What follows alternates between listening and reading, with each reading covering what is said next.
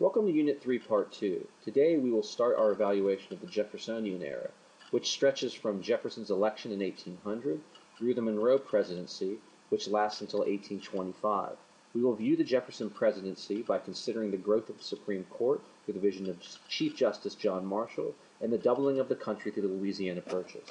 It's the Jeffersonian era, Part 1. The election of 1800 was a rematch, with John Adams running against Thomas Jefferson for a second time. Another way to view this election is it was the president running against the vice president. Jefferson is victorious in this election, and if we look at the map shows the regional support that each candidate enjoyed. So Adams got support in the Northeast, strong Federalist territory. Jefferson in the South and the Southwest, strong Democratic Republican territory. Some call Jefferson's election in 1800 a revolution, as it saw a peaceful transfer from one party, the Federalists, to another, Democratic Republicans. Now, to us, looking at that in the 21st century doesn't seem very revolutionary. We do this all the time. But this was very different from the European precedent of the time, where power changes from one group to another were usually accompanied by violence. And with regards to the whole president versus vice president thing, the 12th Amendment to the Constitution would make sure that that does not happen again. During the Jeffersonian era, we will see that third co-equal branch, the judicial branch, exert its power. The Judiciary Act of 1789 established a Supreme Court with a Chief Justice and 5 Associate Justices. Today, there are 8 Associate Justices. Pictured here, you see the current Supreme Court. This body will be all white males until 1967, when Thurgood Marshall was selected. It will be all males until Sandra Day O'Connor was selected in 1981, and Sonia Sotomayor will become the first Hispanic justice in 2009. The Act also established a judicial hierarchy with the Supreme Court at the top and federal circuit courts, then federal district courts below it. Opinions by state courts can be appealed to a federal court on constitutional grounds. Following major losses in the presidential election and congressional elections in 1800, Adams and the Federalists, knowing that their power within the government was significantly decreasing, passed the Judiciary Act of 1801.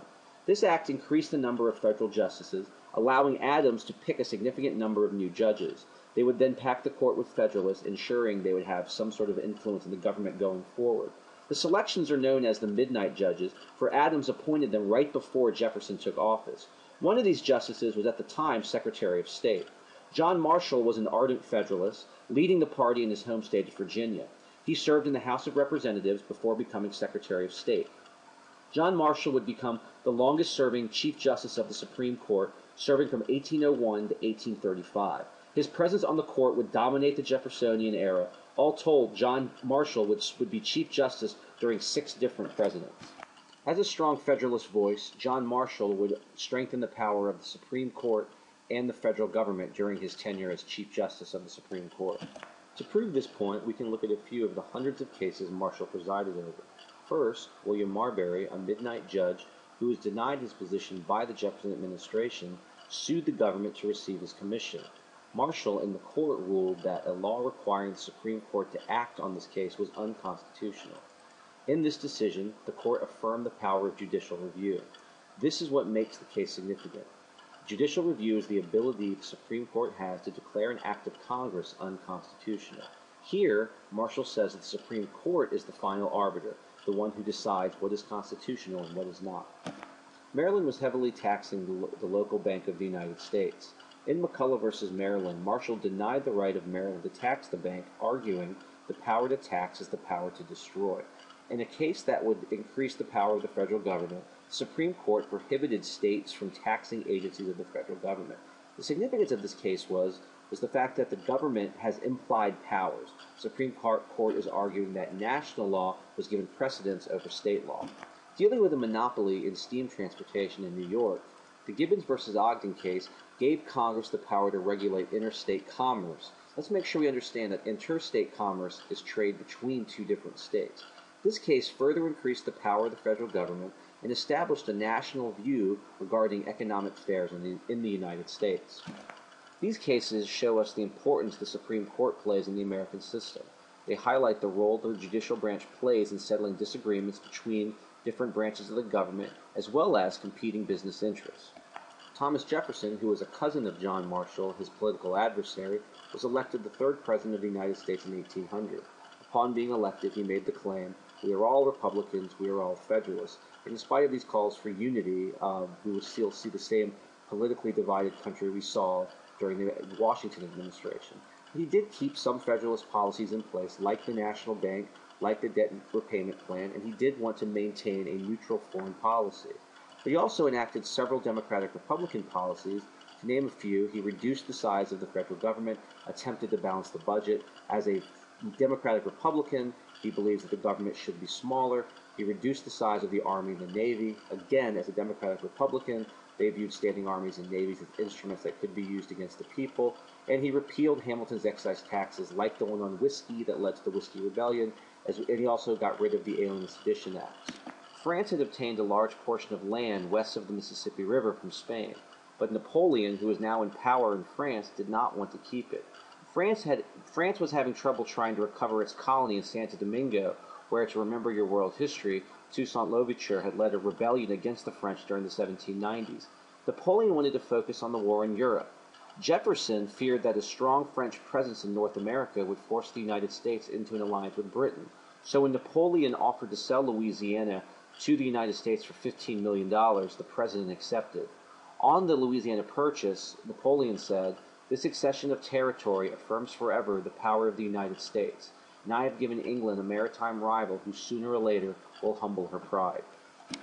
The impact of the Louisiana Purchase is far-reaching. It doubles the size of the United States. You can just look at the map and see how much territory that is.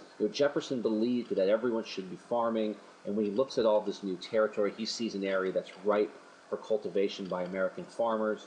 And lastly, it weakens the Federalist Party. The Federalists had opposed this treaty for no reason other than the fact that it was the Democratic Republicans who were pushing it.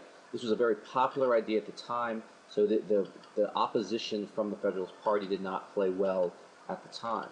And what this is, it's the most important thing that happens during the Jefferson administration. It opens up all of this new land. It stimulates a continental expansion westward, and it plays a vital role in shaping the American identity that emerges in the first half of the 19th century. But Jefferson did doubt the constitutionality of the Louisiana Purchase. His belief in strict interpretation of the Constitution as a Democratic Republican did not allow the president to acquire foreign land. Nowhere in the Constitution does it say the president can do something like this. What Jefferson was forced to do was use a very loose interpretation of the Constitution to justify this under the treaty power granted to the president. But again, this is so popular at the time that no one's really quibbling with the fact that Jefferson is going against some of his core beliefs. The Louisiana Territory was poorly defined, so Jefferson sent Meriwether Lewis and William Clark to explore the new territory west of the Mississippi River. These individuals followed the Missouri and Columbia rivers to the Pacific Ocean, gathering geographic and scientific evidence along the way. Lewis and Clark were able to provide the first accurate maps of the Northwest. They documented natural resources, plants, and animals, as well as native tribes. Sacagawea, a female Native American guide, served as one of their guides and translators along the way. Let's close the show by looking at foreign policy during the Jefferson administration and its impact on the American economy. Like countries of Europe, the United States paid tribute to the seafaring Barbary states along the north coast of Africa to protect its merchant ships. When Tripoli was not happy with the rate the United States was paying, they declared war on the United States in 1801. Jefferson sent the U.S. Navy, and the two sides would fight for 4 years until peace was restored. The Napoleonic Wars made American neutrality difficult to maintain. The United States was the largest neutral trader with both Britain and France. American ships and cargo were being seized at sea by the British, and American sailors were being impressed. What that means is they were basically forced to join the British Navy. Jefferson, in response, called on an embargo against the British. What the embargo of 1807 did was it suspended all trade with Great Britain. But ultimately, this embargo backfired as it actually hurt New England manufacturers and Western farmers more than it hurt the British. We will finish the Jeffersonian era next time by looking at the presidencies of two more Virginians, James Madison and James Monroe. And until then, good night, Albuquerque.